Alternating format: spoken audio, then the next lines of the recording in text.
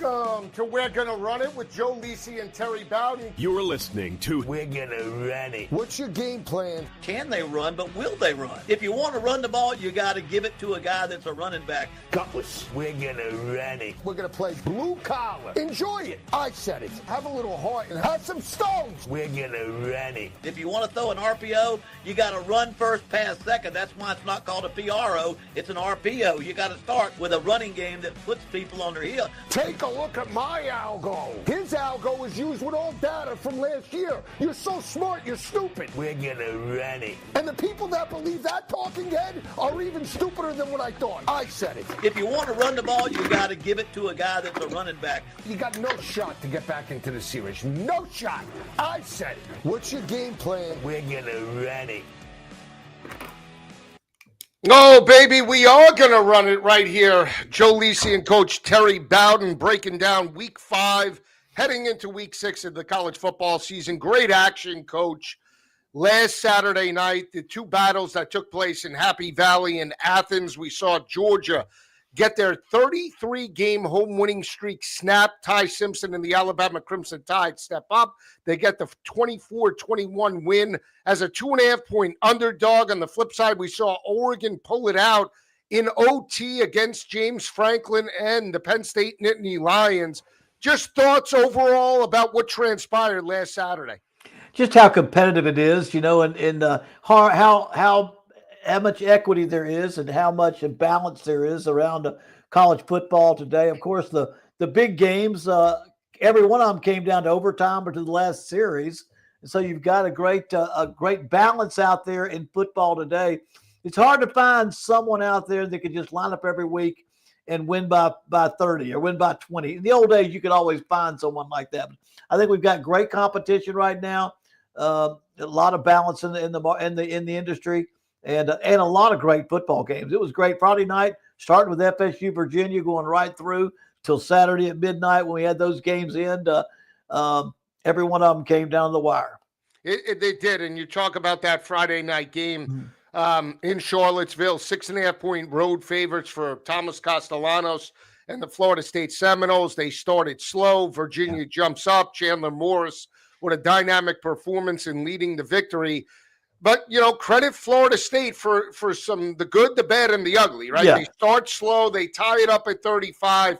The drop by Deuce Robinson, I mean, you couldn't have thrown a better pass. Now, there was no guarantee Florida State was going to win the game, but you catch that ball, you at least have a shot at a 2-point conversion to potentially send it into another overtime. Right.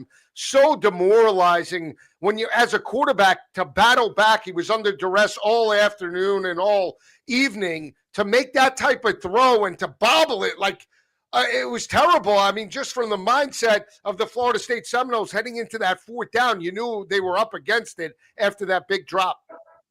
I mean, you know what? Their offense was as good as ever, especially if you take the amount of time Virginia took their offense off the field by staying on the field. They had over 500 yards of offense, scored 38 points or 38 points. It was a good performance. The concern for Florida State, to me, is what we saw with their defense. You know, they started out slow. We talked about it last week, Terry. It's a trap game. They got Miami after that. They're not going to be locked in. Sure enough, they have 2 turnovers early. They almost have 3. They're down 14-0. But then they come back, go up 21-0. So you know what? Everything's in place. They've got it back together. They're in charge. But boom, a long 12-play, 75-yard drive right before the half, touchdown. Next half, long drive over 12 plays, 75 yards, touchdown. Next time we're on the offense, now over 75 yards, over 75 plays, touchdown. 3 straight drives, 75 yards, over 12 plays. The defense at Florida State could not get Virginia off the ball. They were over 50% on third downs.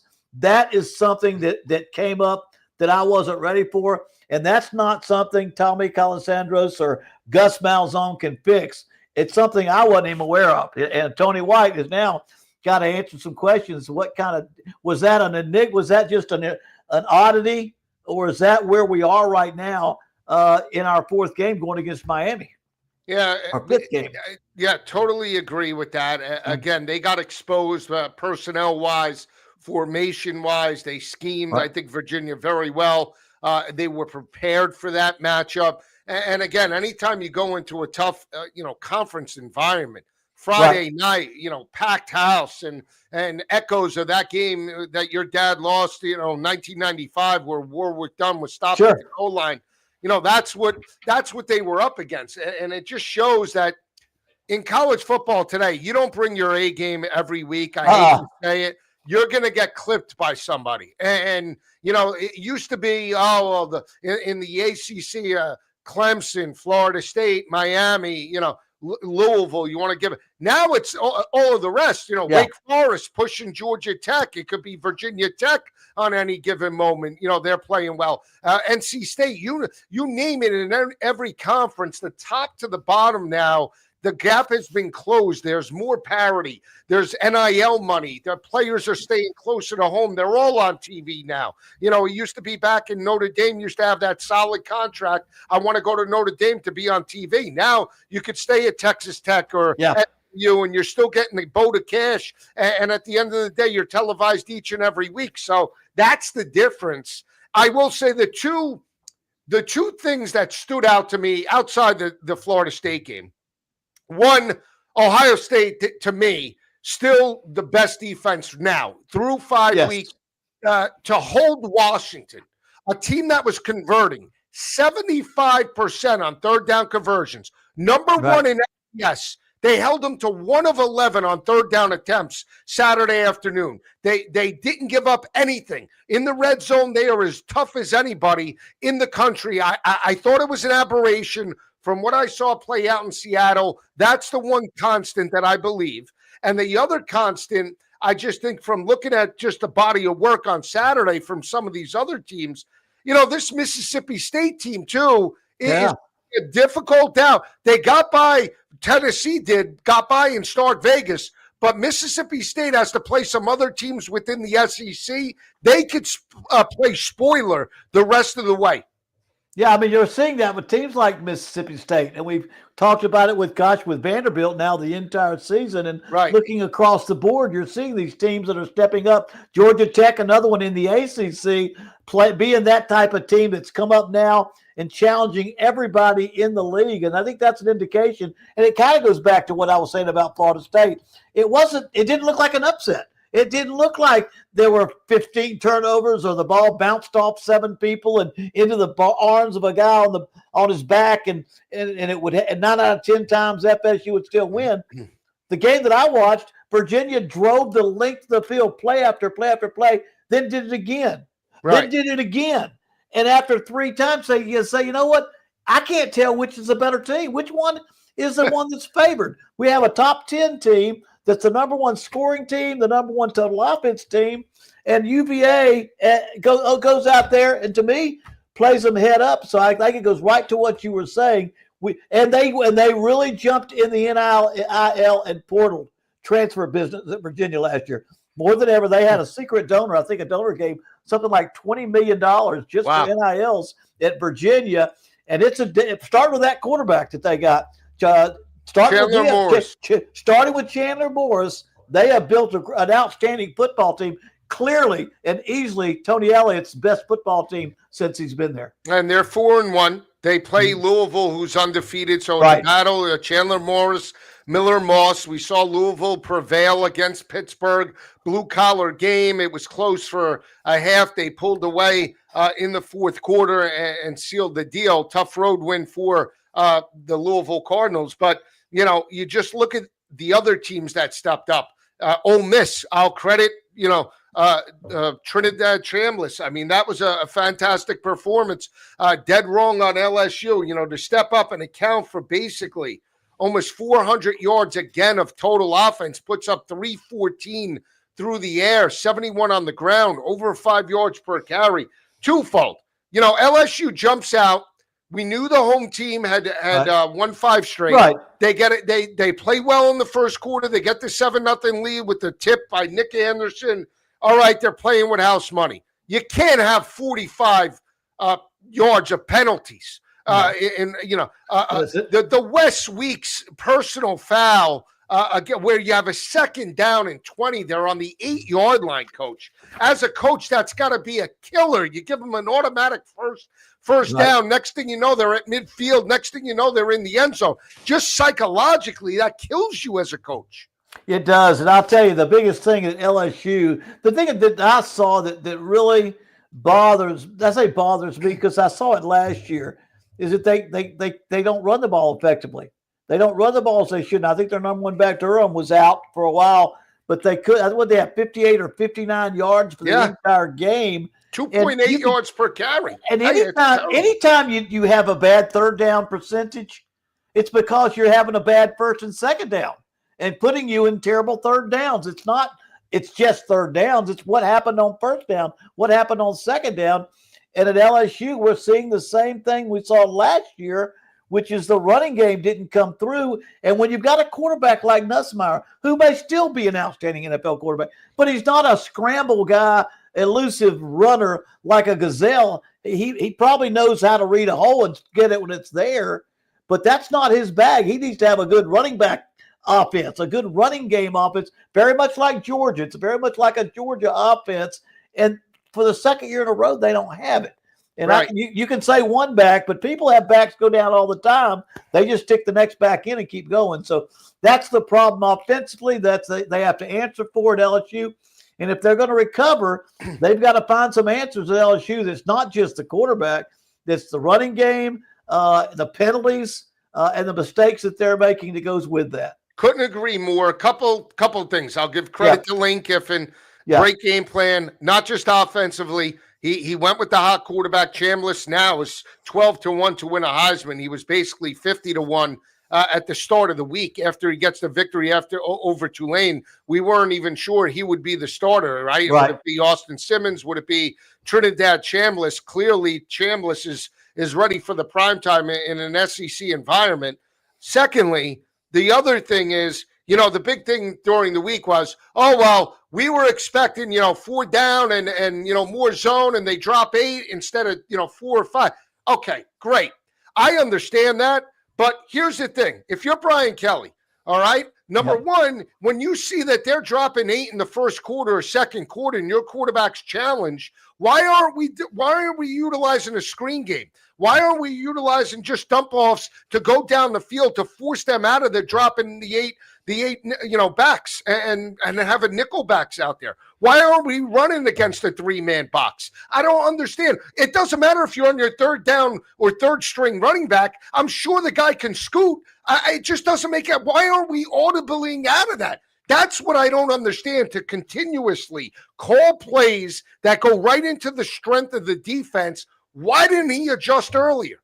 Well, you know what? Because some people can move the chess pieces around better than others. That's why you have masters of chess and you have master play callers. And as a football coach who's called plays for 25 years, called plays in the SEC and other leagues, I watched that game and I said, you know what? I bet if the offensive play callers at Ole Miss were calling the plays for LSU and LSU's play callers were running at Ole Miss, the game would be just the opposite. There was a system. They were more aggressive. They attacked downfield. They were diverse. They mixed it up. They made adjustments. And you watch it. It was a thing of beauty offensively, and it was something that a new quarterback who came out of Ferris State could pick up and execute. And again, I just thought, hats off to Lane Kiffin, because if the one thing he does a great job of having a creative offense. He was creative with Jackson Dart. He's creative here. When I coached against him at FAU, he was creative over the days at Alabama and US and all the places. He's pretty creative offensively, and it goes with his whole personality. His offense plays like his personality, and that's what scares me when I see LSU facing the same issues now as they were facing last year. I agree, and I'm gonna take it a step further because that game really bothered me. Here's the thing: you're talking about, and I'll credit the Ole Miss defense. Back-to-back weeks, they look similar to what we saw last year, where they were dominant, right? Yeah. To get a 3-man rush on an offensive line that was still coming together for LSU. We knew at the start of the year there were 5 starters. It didn't matter. they were still playing at an elite level. Nussmeier had time to throw, but to get pressure, number one, that defense looks similar, is bouncing back now to what we saw a couple of years ago because they were averaging 190 yards allowed per game. To run for 58 is ridiculous. Yeah. The other thing, Coach, and you're right, because they stretched the defense vertically. Ole Miss. Right. They had two big play wide receivers, Harris and Wallace. They're doing jump balls. If the kid didn't catch it, it was a PI. So you're now moving the chains. You're building momentum. Every time they got out across the 50, they basically scored. It was like we couldn't stop it. That's another thing, too. The fact that LSU didn't have the mindset, okay, we want to run the football, but don't be predictable when you run it. Absolutely. Why can't you spread them and run it? Why do you have to run from a heavy formation with two tight ends or heavy on one side or strong on one side? Why can't you spread them out and then run it that way to create mismatches? I don't understand that. The other thing was, and I told you this earlier, they can't stop a mobile quarterback. They couldn't stop mobile quarterbacks last year with Jalen Milroe and Marcel Reed. They abused them in multiple games, and Jackson Dart at times. They're not right now. They cannot stop Marcel Reed when they play in a couple weeks. I'm telling you that right now. Yeah, it'll be a problem. And you think with the quarterback, the Heisman winner they had a couple of years ago, they would have seen during scrimmages in the spring and seen throughout the year how difficult that is and how much you got to prepare for it, because that's not a new phenomena. The most damaging, the most productive quarterbacks in the country have the ability to win with their legs and their arms, and it's not just picking a hole. Now there's a lot of pluses for a quarterback that can see an opening and hit it, but there's another guy that can spin out, make a guy miss, and extend a play. And that's what we don't see as much with LSU. Is Nussmeier's thing isn't flipping and making a guy miss and slide sideways and all that stuff and then finding an opening. He pretty much has to throw the ball, dump it off. But that's when you got to have the screens. That's when you have to have the tunnel screens and the outside screens and those things to keep it mixed up. And then you've got to hit it. You've got to throw the ball a little bit more downfield, not necessarily deep ball, but good intermediate cuts that make across that middle. Yeah, we'll see if they're now. We'll see. They play Texas A&M in a couple weeks. Right. They're going to get back into it. I've heard throughout multiple reports, and again, I've reached out to a couple of people that I know and trust that cover the university. Is in fact Nuss hurt? There were reports today he tore an oblique. Well, if he tore an oblique and they were trying to, rectify it with cortisone shots and get through it, at a certain point, you have to say, hey, we need to be.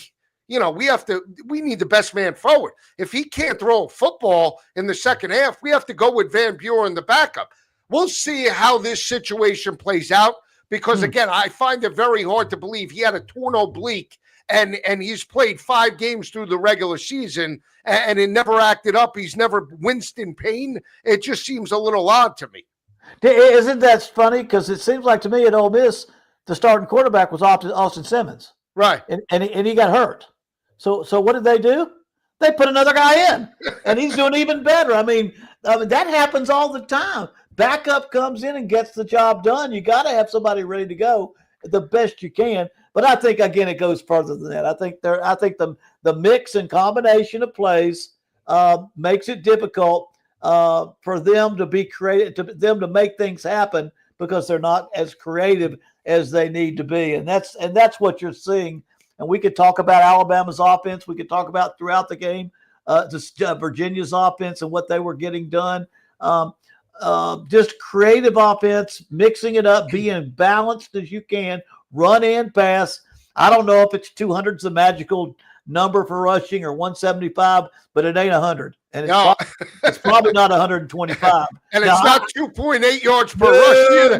No. When you got to get to that 4.0 or 3.8, you got to get, if it's 3.5, and 3.5 will get your first down. At the very worst, get it over 3.5, Absolutely. So it's that was the frustration. That was the one game I really thought LSU would step up. They haven't. Let's talk about Ty Simpson. I told you earlier, he signs the Gatorade deal the week or a couple of days before the game.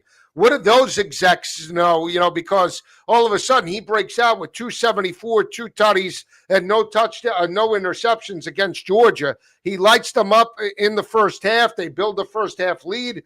Yet again, they snap the 33-game home winning streak. Georgia's within position. They don't kick the field goal. They lose it 24-21. It was the first time I told you that Georgia has rushed for over 200 yards dating back to 2016 and lost the game. They were 51-0 straight up every time in that type of situation and scenario. So Kalen DeBoer in 2 years has Kirby's number.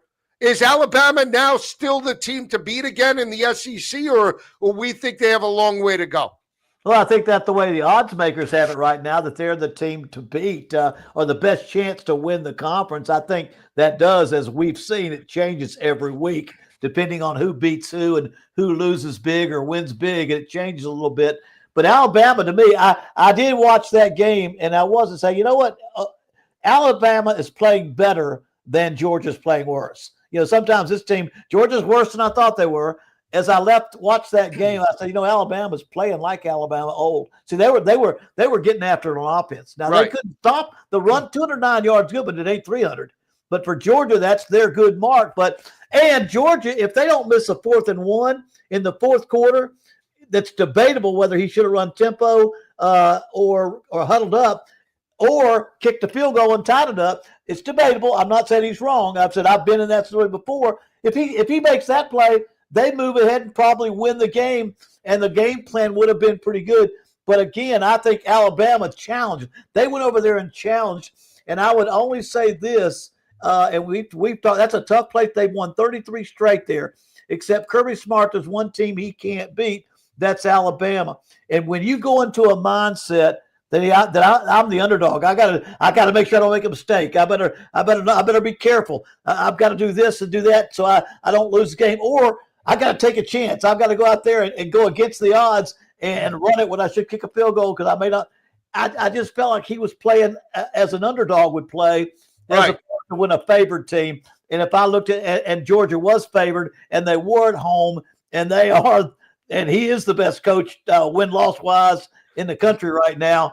They didn't play like that. They didn't, and you're right. They played like the challenger. They played like the underdog. They felt like they were going up against the champ, and it was obvious in Gunnar Stockton's numbers. I mean, it's not like Gunnar Stockton can't chuck. He went on the road two weeks ago in Tennessee, and he puts up 44 points. Why do you limit him for 13 of 20 for 130 yards and a touchdown? I understand you want to run the football, but when Ty Simpson's rolling sevens in the first quarter and they're hot, okay, you want to go up tempo? We could do that. I just felt like from a defensive game, like I felt like Kirby, tell me if I'm wrong, he was coaching that game more from the defensive aspect, like than the offensive aspect, right? Like he knew he could run the football, but I felt like he was holding back because he was more concerned about being exposed defensively than he was trying to expose Alabama with his offense. Am I wrong to say that? No, but that's the way Kirby Smart coaches. That's why he wins a lot of championships. That's usually the best way to go. Nick Saban was a defensive coach that coached that way. Brent Venables, I'm always looking because I was an offensive coach that took over. My dad, my brothers, we were offensive coaches, and the window we saw football through, or the eyes, were that of offensive people. Sometimes too much, but I do know that defense, running game. The smart money is on for national championships. Great defense, run the football, don't turn the ball over. But when the other teams, you got to play to the game that you're playing a little bit too. Right. And Georgia has continued to get behind. And when you're doing all the things right, but you're letting yourself get behind, then you can't follow that routine. The other team, you waste all your energy at Georgia catching up. Right. And you're not getting ahead. You're just trying to catch up. And you're playing a hell of a game catching up. And at the end, when you're about to go ahead, now you do a tempo 4th and 1.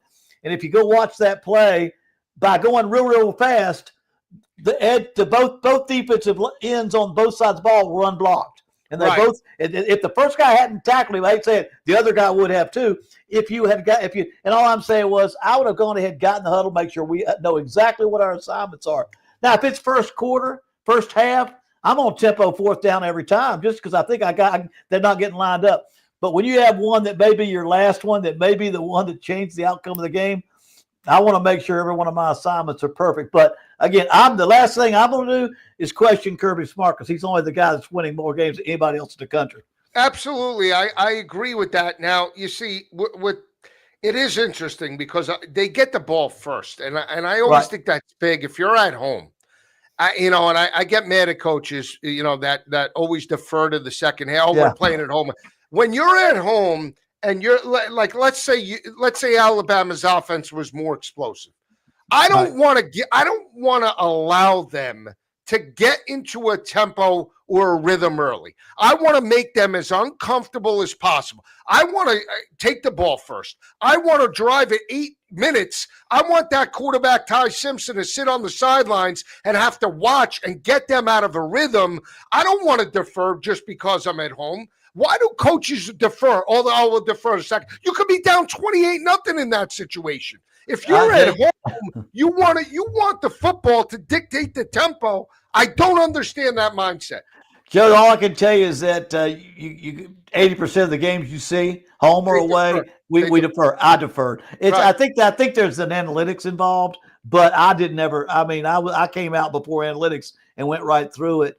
I usually felt like both teams are kind of filling each other out at the beginning, and statistically, most of the times that first drive was going to end up in a punt, and I felt more comfortable watching that, and then knowing that I was going to get the ball in the second half. But every now and then, it felt right. I said, I got to take the ball and kick off. Right. And you got to have a feel for what that game dictates. But I'm going to tell you, 90% of the time in my life and in most coaches, they're going to defer. Now, I'll say this. Look how many more people are fourth down plus 45. Everybody's going for it nowadays. In my day, and when I first started coaching, you punted them down to the goal line and played defense. Now it's all about how many at-bats you have with the offense, and you don't give that ball up. And I guess the analytics, it's a whole. So I think that's probably what you're talking about. Why don't we pay attention? Say, you know what? There's a lot more times we need to take the ball.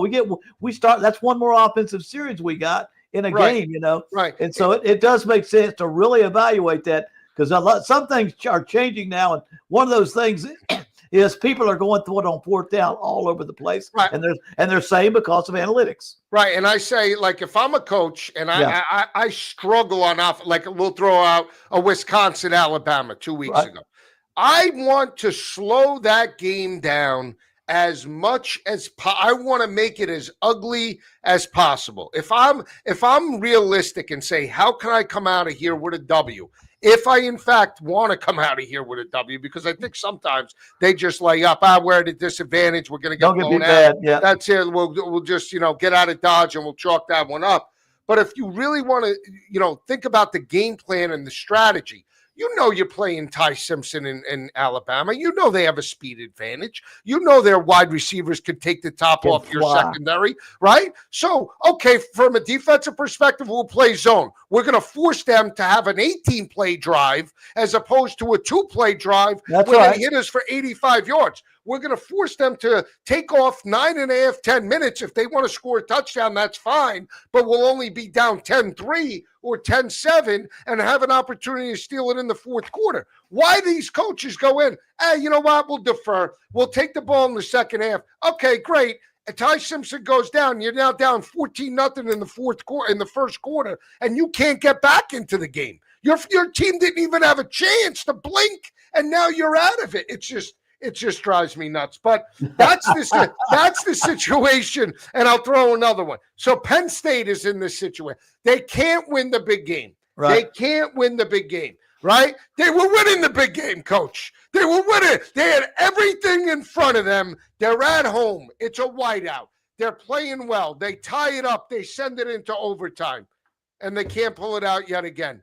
Where is this team from a mindset perspective? Now, Franklin came out and says I'll take accountability. Oh, you better, James, because you're the only one that everybody's looking to at this point, right? Yeah, I mean, at some point, and this is difficult because I've coached it and I've watched it and I've watched it in my family that you can't beat this team or you can't beat that team.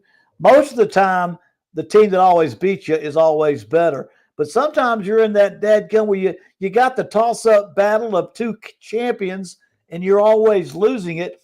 And what's happened, and I'm afraid what's happening in Penn State, and if it hasn't, it's gonna it's going to continue, is that losing begets losing. You lose the confidence going in, and now the stigma is that you can't win the big one. And so that's where James Franklin is. Now he's going to have opportunities to change that. Ohio State, although Day has won some big games, he lost to Oregon during the season last year. Right. He lost to him in a 1-point game, and Oregon was on top. But he didn't lose to him that second time. He won that game and won the national championship. And I guess the point is somewhere along the line, and the longer you go, the harder it gets because a lot of that is mental. There's nothing magical about the blue and white jerseys as opposed to the green jerseys, that one is superstitiously better than the others. You get that in your head, and you got to be careful because right now that's all James Franklin's hearing about. And like I said a lot last week, that is all he heard about during the offseason. He's got to have a good plan. And I thought they had a good plan. In any of these games that go to the last series or the last overtime or to an overtime against two great teams, it's hard to say that either team had a real bad plan because they had a plan that just about won the game if they'd have just made one more play. Yeah, it's going to be interesting because you look at their schedule. They're 25.5-point favorites this week against UCLA and Nico. I mean, they should blow them out, although they didn't cover as a 28-point favorite last year. They won it by 17. Northwestern, winnable game, they should cover. At Iowa and at Ohio State, there's a bye in between, so it's not back-to-back games. That'll dictate whether Penn State, basically, Coach, is a college football playoff contender because you drop that game at Iowa, which is never easy in Iowa City. And the Hawkeyes seem to own Penn State in Iowa City. It's just a rare occasion. It's not going to be an easy matchup in Kinnick.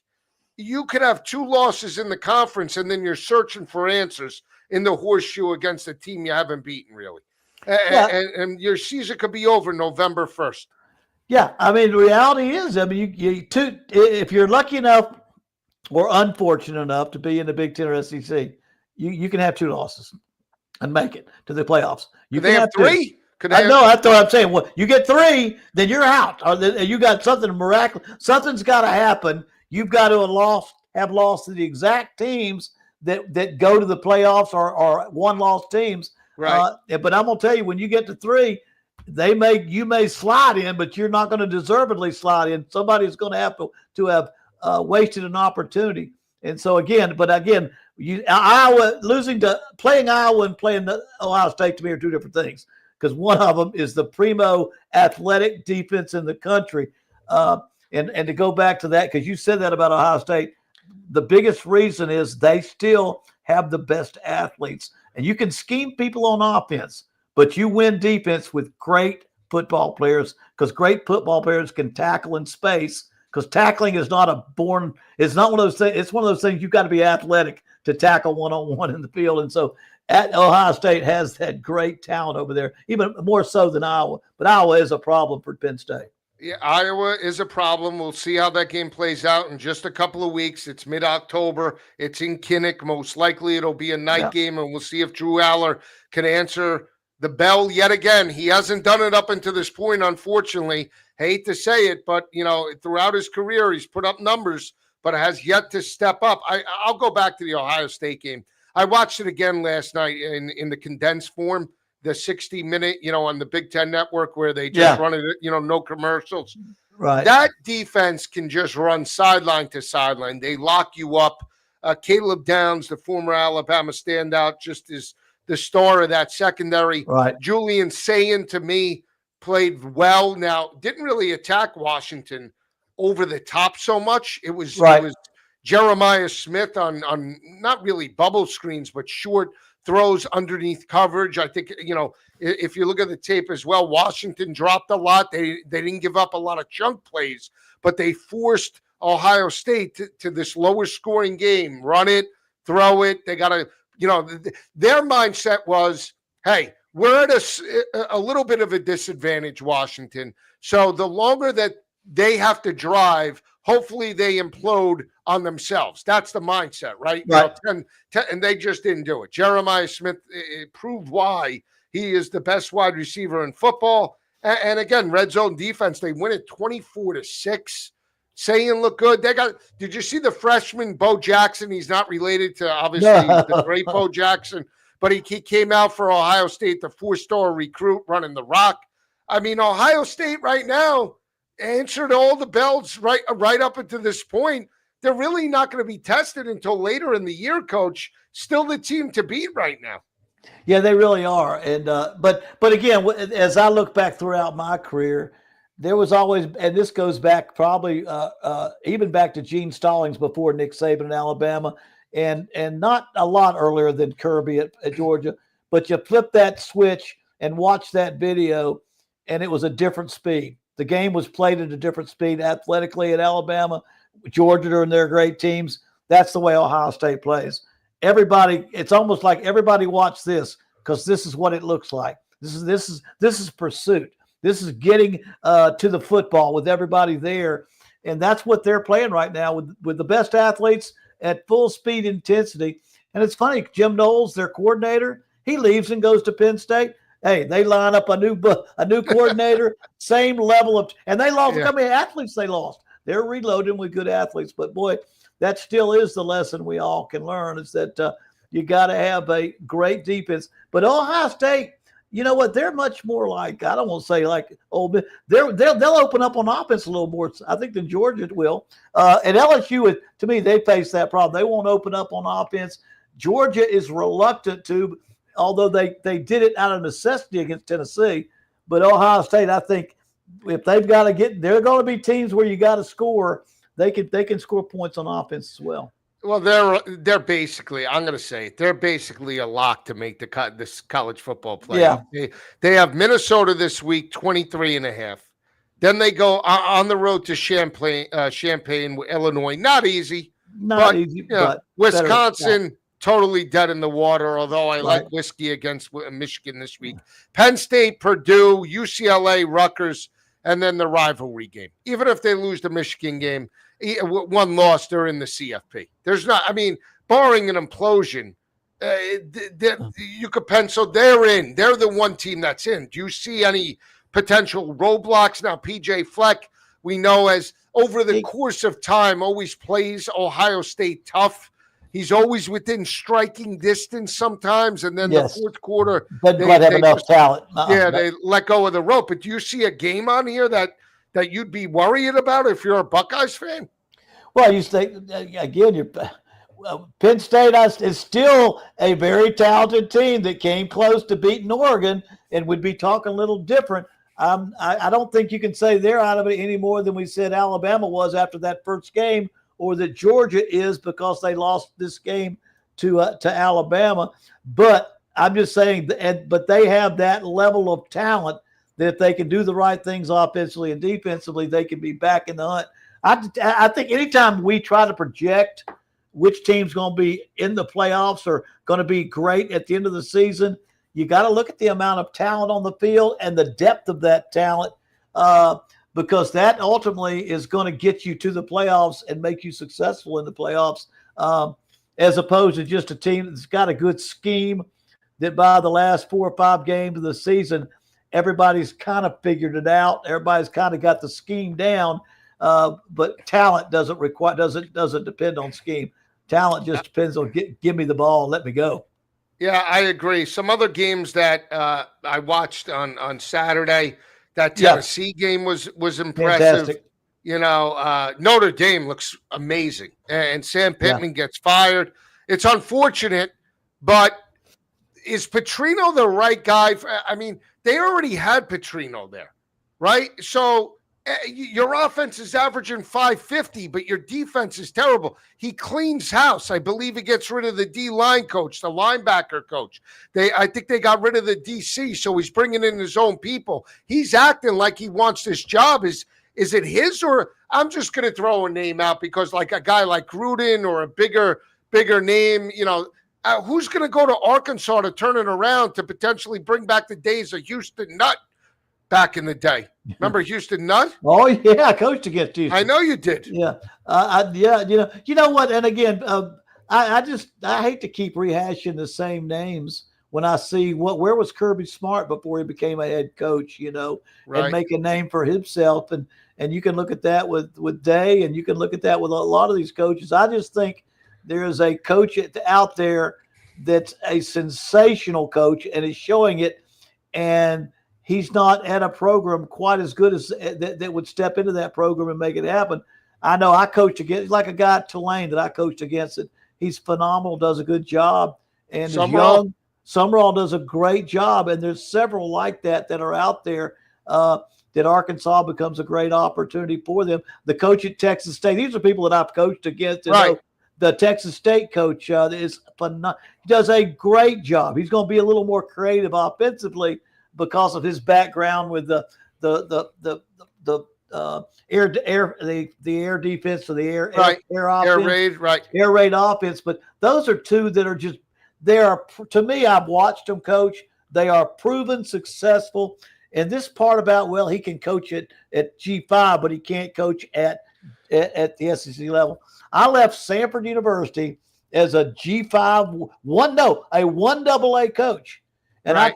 I took my same offense to Auburn with a full staff. I hired the best staff I could find, including Jimbo, including my brother, Rick Trickett, and all these guys. But I took the exact same scheme, and we won 20 games without ever losing, almost one. And so there are some young guys out there, and I get a little nervous when you say, because people tend to I want to go with the old guy that I was. Remember how good we were back then, and sometimes. That's not the change you need. Petrino comes in and again, I'm not saying what's right or wrong. I just think there's some baggage there, and I think an opportunity to go forward and look at that. I can't say that I know enough about the NFL coaches jumping in. Some can do it, some can't. Right. John Gruden is. I'd have to. Those are the names, and I asked, maybe it's because the way he looks, but he always looks like a young coach to me. He's been around forever, but he still looks like young Chucky to me. Yeah, he does. Another name, and I'll just throw this out, they're throwing out Rhett Lashley at SMU, great success. Mm-hmm. But they went down, I think they're forgetting they went down that road. They took Chad Morris from SMU after Brett Bielema. You're going to go back to SMU to get your coach? You got to run the football. Arkansas, you got to run the football. You got to mix runs in.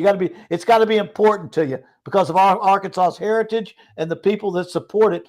I had a saying at Auburn. I never said it out loud, but sometimes I think they'd rather run the ball and lose than throw the ball and win. That's what I say. They love it. They love running power football. Right. Goes back to Bo Jackson. It goes back to the SEC smash mouth football. Arkansas is in that, and you can win doing it. You can play great defense, get a dual threat quarterback, and you can, like Georgia Tech's got, or like Arkansas's got now. Yeah, Taylor Green with a great bunch of football players and a dynamic coach. Hey, if they don't lose 2 games because of fumbles, they may be so pumped up. You'd still be coaching. Yeah, and they probably would have played a different game against Notre Dame. But again, that's football. That's the nature of football. And I know Hugh Freeze's going through it. Billy Napier's going through it. Virginia Tech. It's just, unfortunately, they're paying a lot of money now. And thank goodness they're giving great buyouts, because, buddy, with that great buyout, at least you don't go away empty-handed. Ask Eddie O, right? $18 million. He wants to get back into coaching. He said it ends at the end of this year. He gets paid out, I think, at the end of this year. He's back in. That's a lot of jambalaya for him to spend that kind of money. So you're right about Arkansas, the heritage, and I'll Quinn Grovey, Barry Foster. Yeah. And then I go to my guy, Houston Nutt. They had, Matt Jones and Corey Birmingham and Felix Jones and Darren McFadden. And, I mean, you could go, down the list. I mean, they had some great running backs that were great NFL talent as well. And it's just amazing. When the late Alex Collins that played for Brett Bielema, that passed away a couple of years ago. See, there was an era. There was an era in the mid to late '90s where even my dad was a head coach. People were imitating him, and they were imitating the air raid offense, right, where you could get in one back, four wideouts, and 125 was a good number. You rush for about 125 because you're going to throw it 65, 70%, right. and that's a good number. But people figured all that stuff out. It kind of went the way of the triple op wishbone. Is that you got to run that football, and we've seen that it's time tested, and it's where we are right now. And if you're going to win in today's football game, you got to be able to do it. People have figured out. It's just like tempo. Going fast all the time doesn't hurt anybody. Go fast some and slow some, and fast some and slow some. All of a sudden, those three techniques on defense have their knuckle in the ground for about 50 seconds, and you ain't snapped the ball yet, and all of a sudden they're waiting for some fast tempo. So it's kind of mixed it up. But I think the running game, we're going back to where it was when I started coaching in college. I go back to 21 personnel: tight end, fullback, tailback, flanker, and split end, and we ran that ball. I tell you, it also helps when you have James Bostic, and Steve Davis, and those crowds. Steve Davis, number 48, and unbelievable. Damian Craig back, was in mobile. Mm-hmm. That was our first dual threat. Our first dual threat quarterback. Yeah, Damian Craig back in the day. So a couple thoughts before we look at the Week 6. Notre Dame. Do we like the progression of CJ Carr? I mean, the kid's lighting it up. Oh yeah. If they were able to get into the playoff, and I still think it's a big if, because a lot of chips have to fall, but you never know. You see these teams now, LSU would have lost. You start to see Georgia would have lost. These teams are going to start, Penn State. These teams are going to start to eliminate each other, right? So that might open the door for a potential 10-2 Notre Dame team. They keep winning like they have been winning. And Carr is playing the way he is. Are you confident they can make a run? Well, when we first watched Carr, Miami against Miami, and he didn't have to do that much that game. Right. But I began to watch the way he handled himself on the field. Poise. Difficult time. He showed poise at all times. Right. And my brother Tommy had a saying. He knew how to act like a quarterback. Some of those guys don't know how to act like a quarterback. They don't realize 10 other guys on that offense are looking at them and how they lead and how they handle situations. And as I saw C.J. Carr, and you got to remember his grandfather was Lloyd Carr, an extremely successful national championship coach at Michigan. He was raised around the table of football coaches, and he knows how to be a quarterback. Most all the quarterbacks I had, their daddies were high school coaches, and they did something. And the ones that didn't become NFL players, they became football coaches. Bo Nix's dad, Pat Nix, became an offensive coordinator at Georgia Tech and Miami. And a lot of these guys, Damian Craig's a quarterback coach for Jimbo all the time. And Jimbo, my other quarterback, was a head coach. But I think these guys, C.J. Carr has that. And that's what I'm beginning. That's why I'm trying to – so when I tell people Ty Simpson kind of reminds me of C.J. Carr, I didn't know a lot about him. But he does handle himself pretty well. And the more I see of him, the more I like the way he leads his football team and has enabled to manage the offense and distribute the ball to the right people. Doesn't have to win it with his legs, wins it more with the handoff or the dump off to the right people. And when he has to scramble, he does it effectively. But it's much more like C.J. Carr. So I think Notre Dame has the quarterback of their future. Just in case, they better have some backups because people get hurt in this business. Jeremiah Love with 4 total touchdowns, 2 on the ground. Jadarius Price, 2 through the air for Love. Jadarius Price with a huge performance. That offensive line now is starting to get a push. They're starting to wear you down at every point on the football field, and now that's what you want to see. Their offense was predicated last year on a very solid rushing attack. They averaged well over 180 yards per game. We're starting to see that now play out. So when we look at these games, Coach, entering this week, not a lot of marquee games, but there's a couple that wet the palate. You got to explain something to me. Yeah. And we saw this last week. We saw Notre Dame go into a situation of a lame duck where they were laying 6.5. And Right. right, Notre Dame really not playing well. They were winning. They got exposed defensively. They had 2 straight losses. They get the win against Purdue, and they're laying at the time 6.5 points to Arkansas. Arkansas comes out flat. They get abused, right? And Pittman's fired. You have Billy Napier in a similar situation in the swamp. This line opened up at 7 points. We're seeing 6.5s. Texas is coming out of a bye week. What am I missing here? I'm going to tell you this right now. I know you think I'm nuts. We know that already. But I think Florida could be potentially live for some reason against Arch Manning. Arch Manning is not playing well right now. He's not. He's just not been exposed. Who they played after that first game, he's not playing well, but he's not been forced into having to be the star of the show. Not what you mean. How hard is it to go into the swamp on Saturday afternoon at 3:30 and come out with a W to cover by a touchdown? That's my question to you, because my eyes say, yeah, Texas should roll, but something doesn't make sense, Coach. Yeah, well, something that what you know is that the athletic talent, especially what we have seen on the defensive side of the ball, means. I mean, Florida wasn't out of it that bad with Miami until the second half. It was a heck of a ball game till the fourth quarter with Miami. And again, Florida defense have continually played well. I see that, and that's the first thing I think of. Texas has not scored a lot when it's tested, and they haven't offensively just dominated when they play good people. Florida's going to put as good a defense on the field, and they're good because they're not doing a lot offensively this year to offset or keep the other team off the field. And so I don't know that I'm ready to pick that 6. That 6.5 is right there at that point, but I'm leaning right now with you. I'm leaning towards Florida just to give me the 6.5 in that game. I think Texas will find a way to have one more point.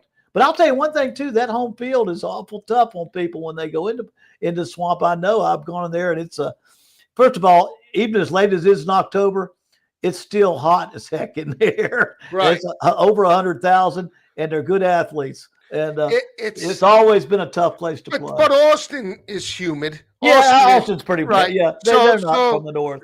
Right. So something tells me.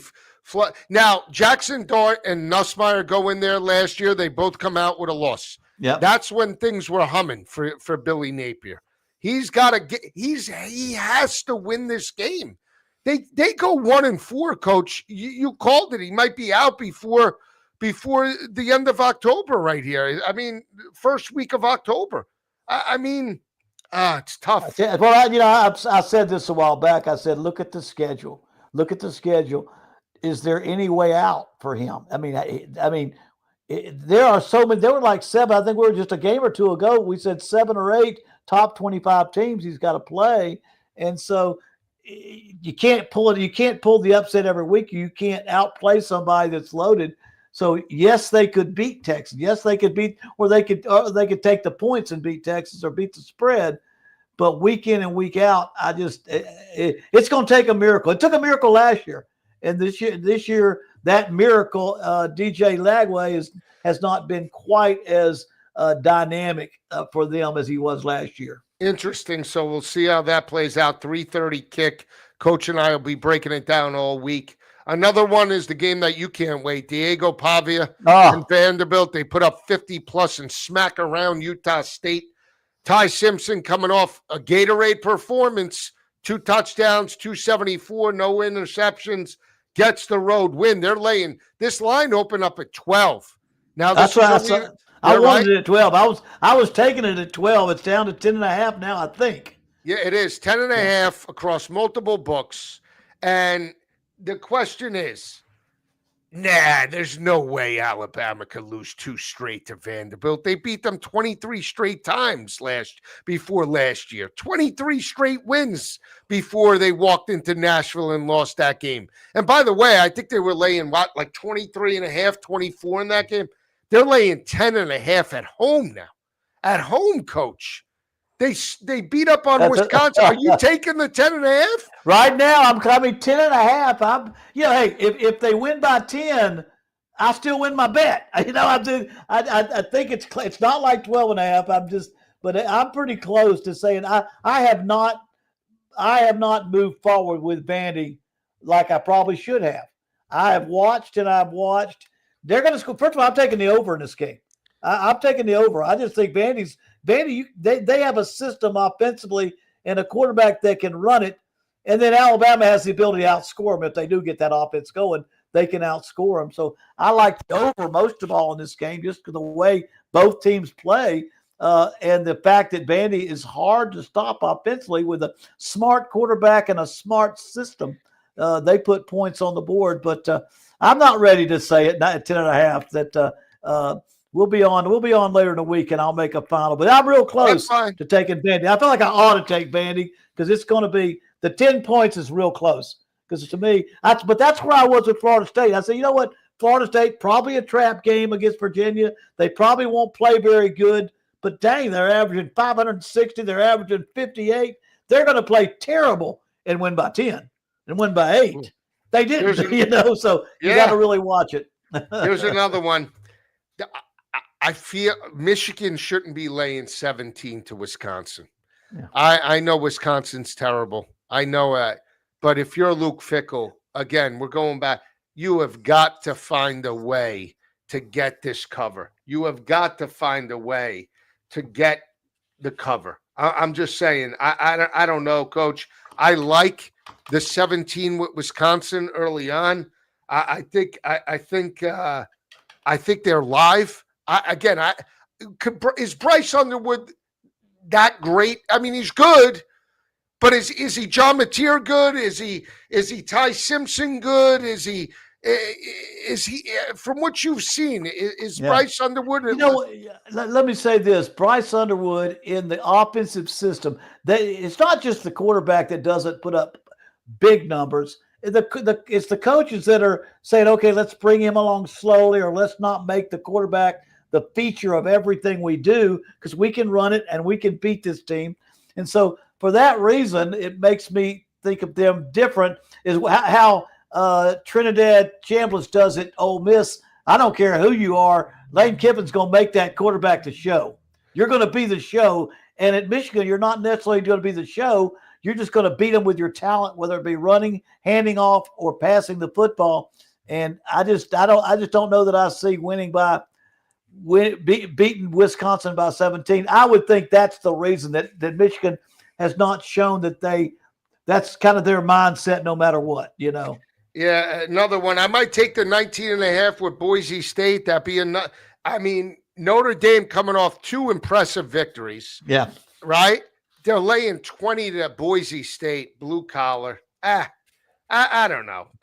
That's another game we'll break down a little bit later. That's an over too. Now they're both teams scored a ton of points. That may be an over too. I haven't got my mind made up yet. What about Georgia? Their mindset, knowing that like you're back home, you own Kentucky in the series at home. You struggle in Lexington.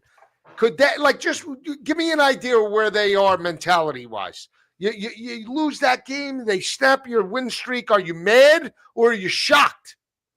No, I think I know Kirby's not. Kirby has been, when he's not been a head coach, he's been at Alabama.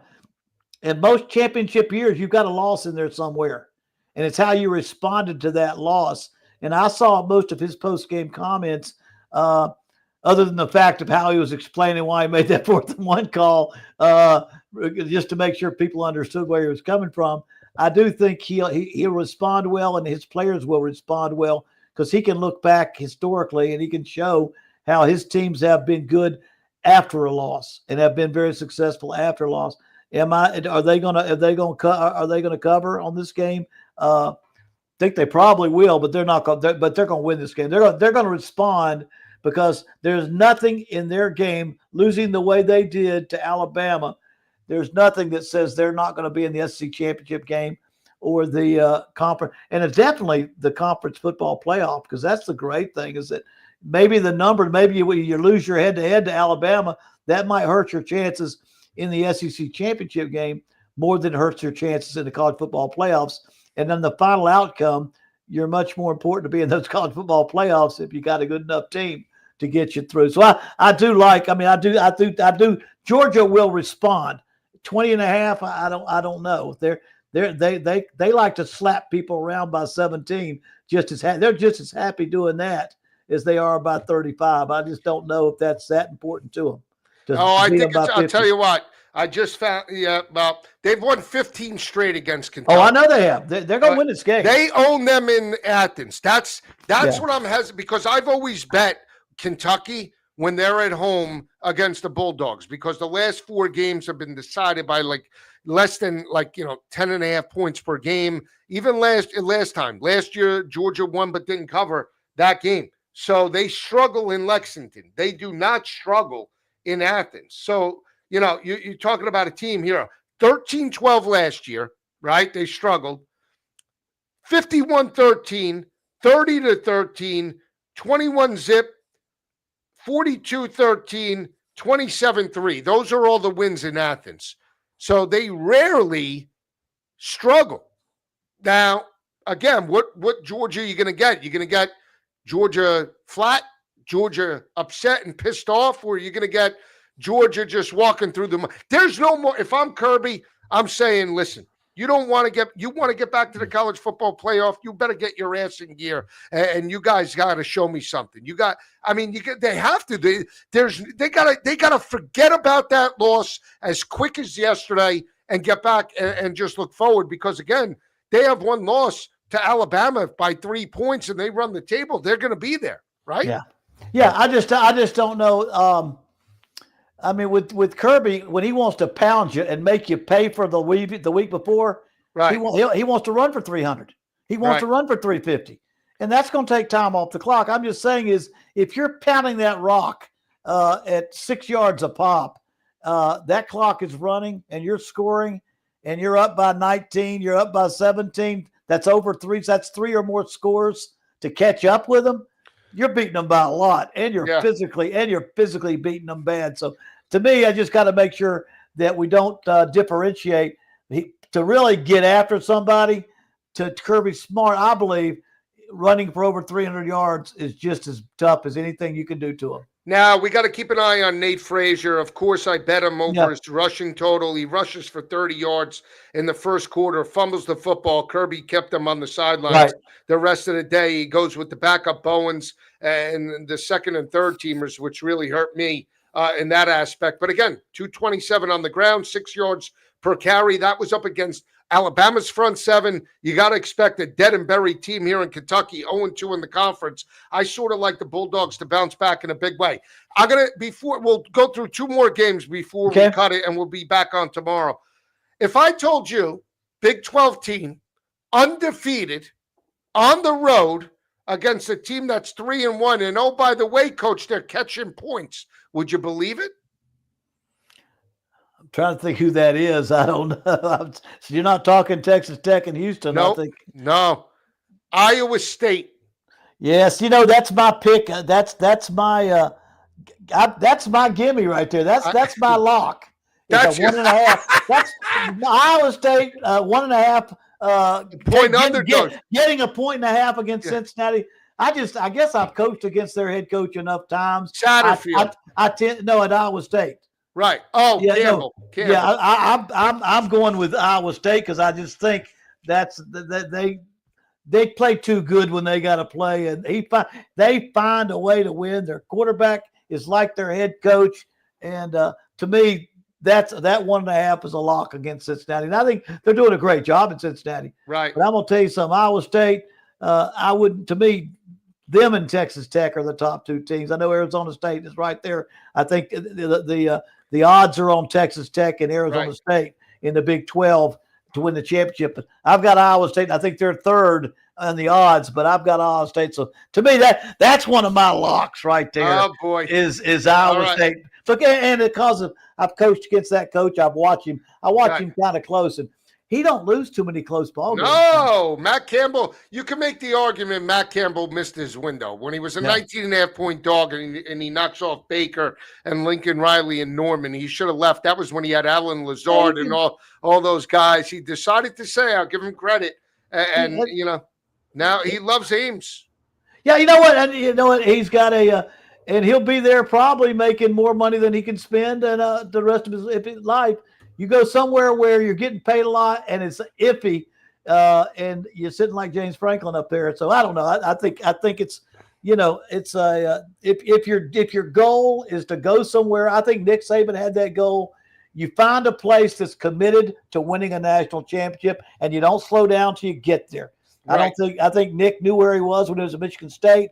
He knew he had to leave. There weren't many programs that would give him everything he needed to win a championship. He found it, LSU and then Alabama.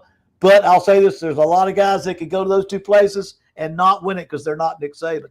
Absolutely. I'll say this. Every week, I feel – I was on the ACC last week. I had Cal. I had Duke. I had some good picks. I love the ACC slate this week. Call me crazy. You got some great games. Clemson, North Carolina. Oh, yeah. Belichick is – I'm starting to buy it back into the Hokies. That great performance. I can tell you liking that. But that's not going to be an easy game. No, Wake Forest with Robbie Ashford and Dickert, they're starting to come together. That was evident in that performance. What's the mindset of them?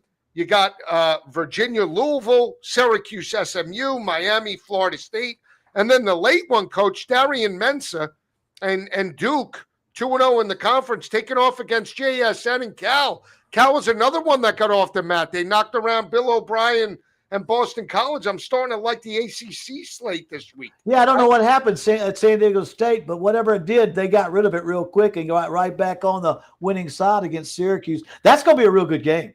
That's going to be a real interesting one to watch in that one. But Miami, FSU, UVA, Louisville. Louisville's undefeated. They're kind of quietly undefeated. I'm anxious to see how they go.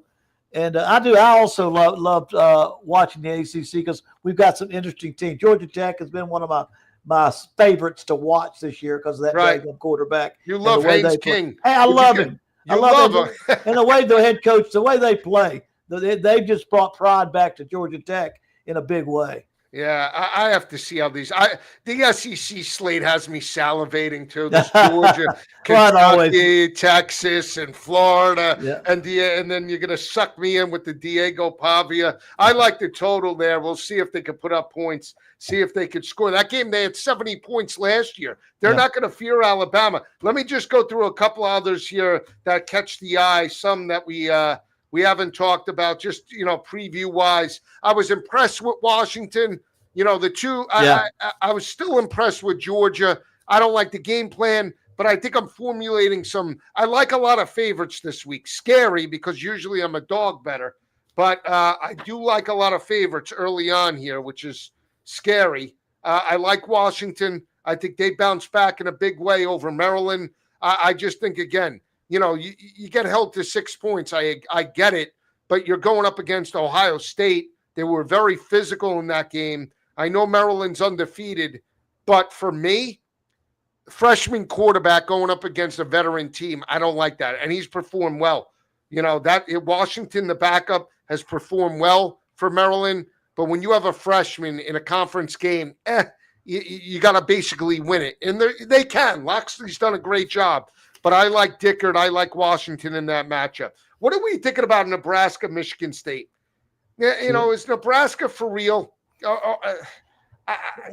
Every year I think Matt Rule is there. I mean, are they for real or are they glass house? They need one more. They need one more feature victory. They lost the one to Michigan that they had a chance to go out there and show that this was the year, and they didn't win it. And I think they've got to have a good win. That would be a good win. And I haven't seen enough. Now, will Rule get there? Is he moving in that direction? I haven't. I know they got. Now, where was Raiola from? What state was he? Raiola was a freshman. His father played. Where was he at high school? Where did he come from? Was he a transfer No, he wasn't a transfer, but Was he from Nebraska? No. yeah, no, he was a freshman last year. I'll tell you where exactly. He was a top recruit. I was just Yeah, wondering no, but how he's far they from went out to get him. yeah. Well, they went him. They got him because he's from the Raiola family, and his uncle and dad was a star lineman for Tom Osborne under the national. That's right. That real. So that's he's where from the name. Buford, Georgia. He originally, I believe, committed to Kirby, and then when Matt Rule got the job, they were able to lure him. That was the situation. But he's originally from Georgia. But yeah, Buford's right there close to Athens. Yeah, is he? From what I've seen, he's good, but he's not elite. I'll say this: Arch is good. He's not elite. Trinidad Chambliss is elite. Diego Pavia right now is elite. Ty Simpson, from what I saw, is elite. Joey Aguilar, love him or hate him, from just a quarter. Forget wins and losses. Quarterbacking. You coached him. Is Joey Aguilar right now elite? Is Dylan Raiola on the same level as those quarterbacks? The only thing I would say is this: having had quarterbacks that I coached against, that I did not think they were elite, and they went on to have very good, solid NFL careers. Some coaches offensively don't do the things that allow a quarterback to be creative and attractive and do all the things that we as fans see, that when those NFL scouts test them, grade them, measure them, they have what they want. And so I can't always say, because a lot of those NFL quarterbacks, half the successful NFL quarterbacks are dual threat. The other half are traditional quarterbacks who are smart and great football IQ and can manage an offense and get the ball to the right people. So it's hard for me. I mean, if I can see 2 or 3 years of them in college, I get a good idea. Either way, which other kind they are. But a lot of guys that are dual threat greats in college don't play worth a flip in the NFL. When it's a thinking man's game and not just a reaction game.